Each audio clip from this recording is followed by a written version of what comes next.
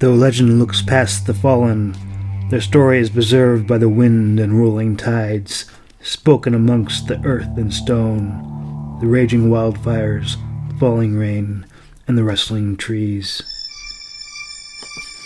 They are the undying witnesses, who oftentimes are the only ones who can retell the bloody tale no one lived to speak of or care to remember. The past is written by those who wield parchment and pen, but only the ancients tell of what is, what was, and what is to come. This story begins with a secretive people, shrouded in bloody rumors, bequeathed by the lips of unsound minds. Fairy folk, mortal, immortal, dead, and alive alike, would agree that the very mention of a pyro would ruin even a cannibalistic troll's dinner. Pyros are notoriously savage people, often believed to be faster and stronger than the average human. But if this was true, the race would not be on the fringe of extinction. Their stories are not found in the pleasant fairy folklore of elves and pixies to be read to good little children at bedtime. Their tales are not sung by the bards to amuse the quaint tables of grandeur. What tender-hearted maiden would desire to hear the grisly fables of these fearless barbarians that frequently end in blood-soaked tragedy? Alas, little truth is known about them. How they came to be is even a greater mystery. According to the ancients, they were wrought of dragon's fire and cast out of the clutch to be raised by wolves. How this happened is a question for the dragonists that conceive them. That is, if you can find her, for she has hidden away to mourn the passing of her lover. Some say she died from a broken heart. Others say she was killed by her own kind. As for their father responsible, he has long vanished and turned to dust, as all mortals do. But his children, they do remain. Dragons, proud creatures that they are, do not admit of such a coupling between species. But one thing that cannot be denied is the great mystery of how these people obtain the same scalding fire in their veins so common in the blood of dragons. Their blood is burning hot and highly acidic, giving them the name pyro, meaning fire. Even as their stories continue, be still as the ancients speak. This is the tale of Loclove's journey, a single soul in a vast, treacherous world.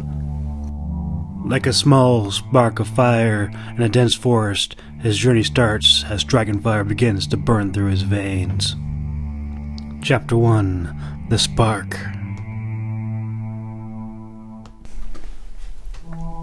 The young pyro wiped the sweat from his feverish brow, but it was not from the radiant mid-morning sun. Neither was it because Loclove had been working for several days without sleep. His body burned now with fever and tingled with a strange new energy. He hungered for something that wasn't food, but he couldn't put his hands on it. Something inside him seemed to draw his spirit from his body. Often he found himself searching for something that he could not see, something beyond the horizon. A great gust of wind brought relief to his burning limbs, and he closed his eyes. The cool wind blew through his haggard, black hair, revealing the tinge of blue at the root, hardly noticeable except at a certain angle of the light. Though at first a pyro looks like your average human, the most noticeable difference is their eyes. But even so, without these common birth markings, you can always tell a pyro by their blood. It is what makes them who and what they are.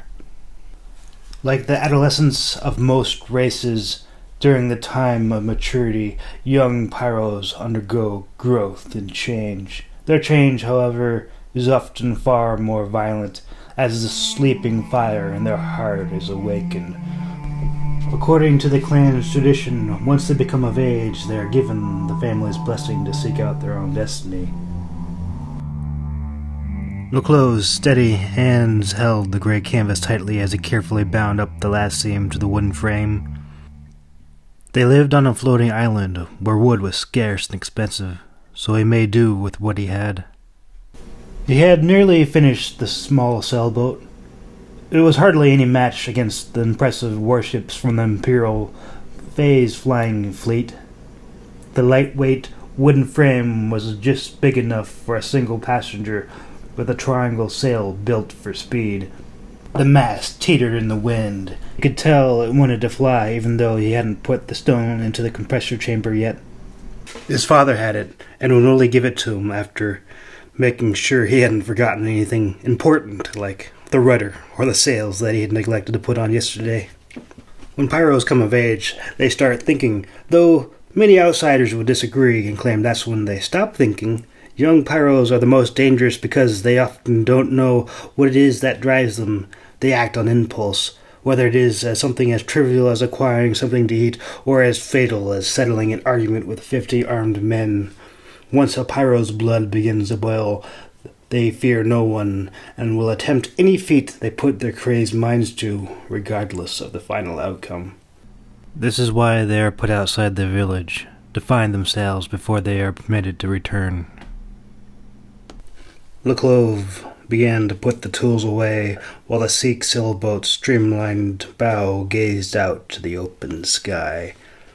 The young pyro somberly looked up at his home on the grassy hillside.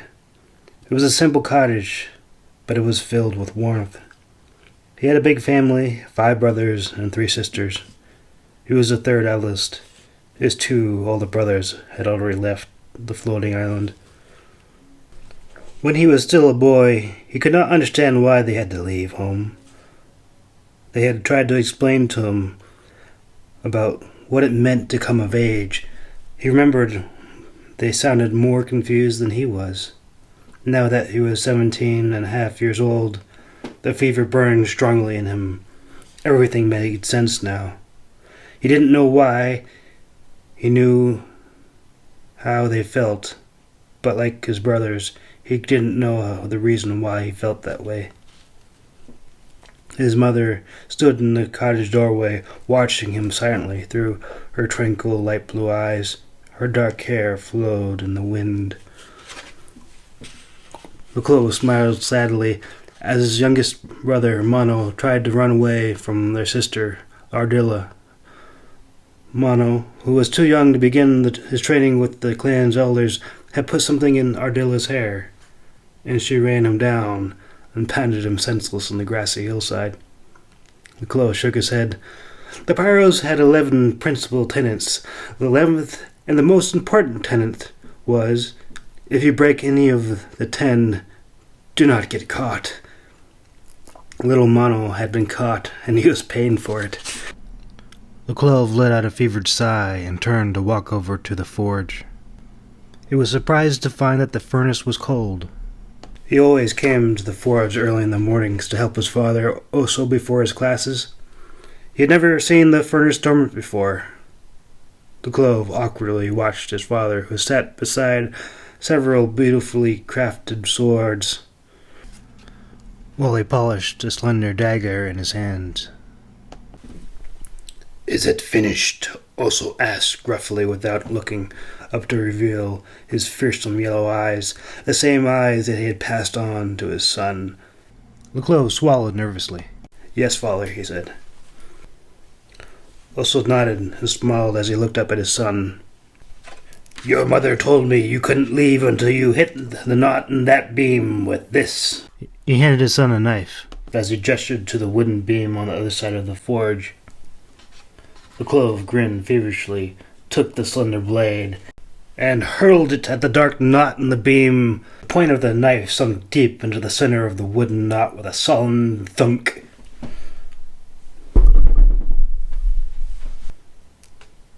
After a lifetime of training, it was easy. Oso proudly slapped his son on the back in praise, nearly knocking him over. Leclove grinned and tried to steady himself. His father was very strong, and he had more scars on his hands than any other warrior in the village. As they walked silently together to inspect his flying craft, he wondered if he'd ever be as great a warrior. Also ran his hands through his scraggly raven-black hair and chuckled as he walked around the little sailboat. I remember when I was barely 16 years old when I got the fever. My mother couldn't afford a levitation stone, and my father had been killed protecting our village from the raiders. He sighed, but then quickly regained the firmness in his voice. So when I was of age, I strapped a big sheet of canvas on my back to break my fall when I jumped. Oso's eyes sparkled in recollection. He paused, looked at Leclove, and said slyly, I think you forgot something. Leclove's jaw dropped. He quickly checked to see if the knapsack was still on the boat. It was, so he looked under the craft's belly to see if he had dropped anything. His father smirked as he pulled out a long black cloth from his pocket. A great gust of wind blew the cloth open, revealing his family's banner. It displayed a red dragon rearing up on its hind legs, poised to strike. Its long claws tore at the horizon, and its yellow eyes sparkled madly while white saliva dripped from its teeth and fire spewed from its mouth and nostrils. Oso smiled proudly as his son tied the pennant onto the mast. The world can be a dark place, and you'll be alone, he said sadly. My father wasn't able to tell me these things, but when the darkness closes in around you, remember there are others that need your help. Leclove looked to his father. I will, he promised. Oso nodded grimly and asked, Do you remember the sword's code? Never keep the blades of the fallen, never mend a broken sword lest it break twice, and do not bury the dead, he answered. Oso stoically removed the cutlass from across his shoulders. He methodically pulled the sword from its sheath so the blade glinted in the sunlight, showing off the scarred edges. Oso examined the sword briefly before he handed it to his son. The young warrior's favored hands trembled as they clasped around the cold, hard steel and stared at his father in amazement. This was his father's very own sword, a true battle-tested blade that had never known defeat. He had heard so many great tales about his adventures against fearsome foes, vanquished with the same cutlass. It was a good sword. Leclove blinked as his father's large, calloused hand gripped his. The young pyro winced as Oso pressed his son's hand against the sword, slicing his palm open. Leclove looked up at his father's solemn gaze in both dismay and pain as the scalding blood hissed down the curved cutlass. Never, ever let your guard down, son, Oso commanded sternly. Leclove cursed in pain through his gritted teeth and snarled, Yes, I know. He glared at his father, a bit annoyed, but tried to stay calm. Just when he thought all the teachings had ended, here was another. It is time you know, Oso announced calmly, his hand still squeezing his son's hand around the sword. What? Leclove said impatiently, not sure if this was punishment for being caught off guard, or if it was a test to see if he could stand the pain. The young pyro looked up in agony as the sharp blade cut into the meat of his flesh, feeling his warm blood trickling down his palm and onto the steel blade until it ran off the tip of his sword and hit the earth with a loud molten hiss.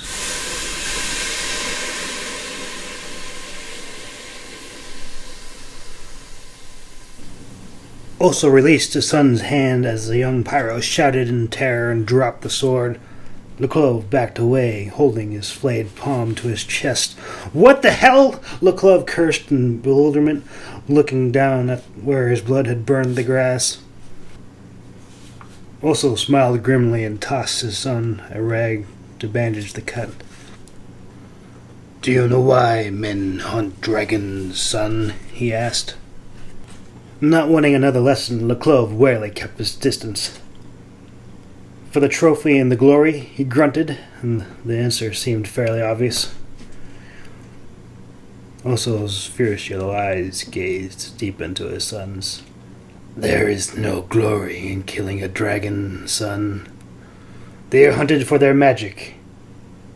He paused, stooping to pick up the bloodied cutlass from the tall grass, and continued. As we are hunted. Oso wiped the blood clean and held the hilt out to his son. As you will be.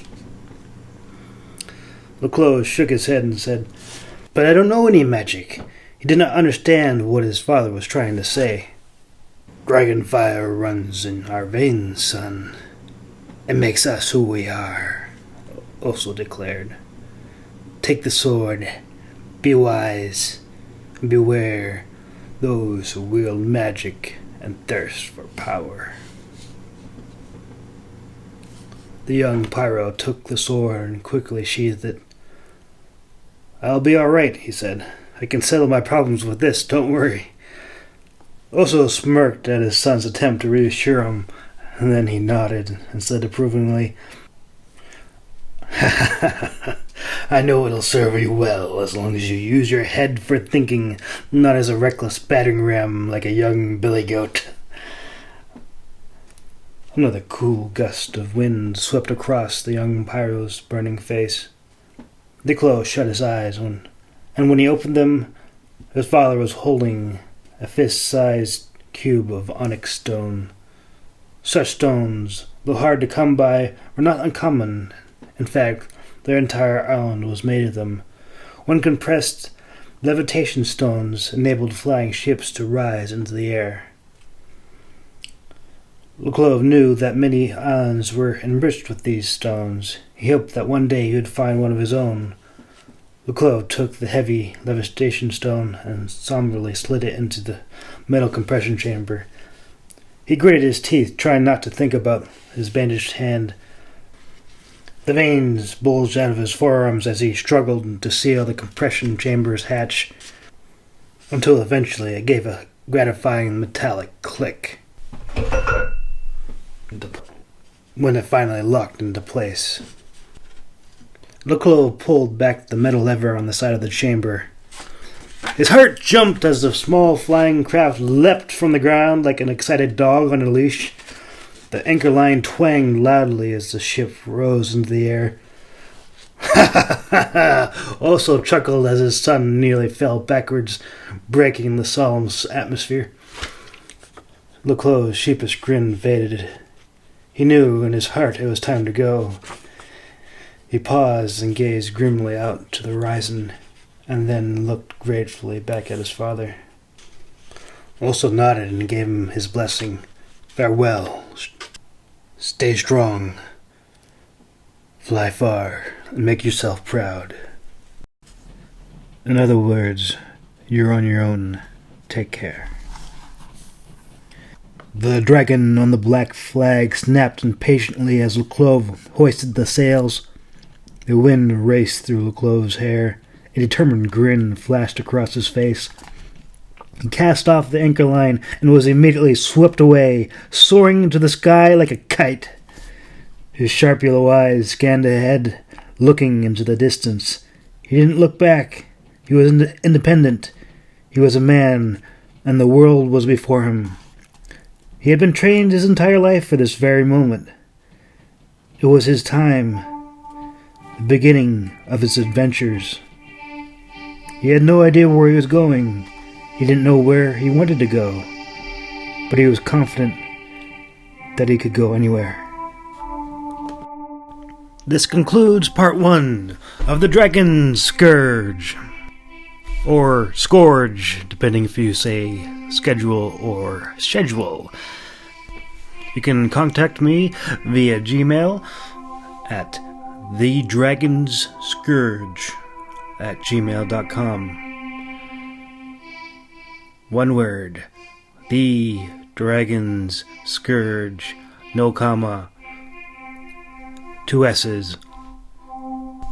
No, I don't have any social media. I just have time to occasionally check an email. Please don't contact me on Facebook. I've forgotten the password. And yeah. But if you rate me an email and you put it in the time and it's positive, I would love to respond back. Thank you. Have a wonderful day.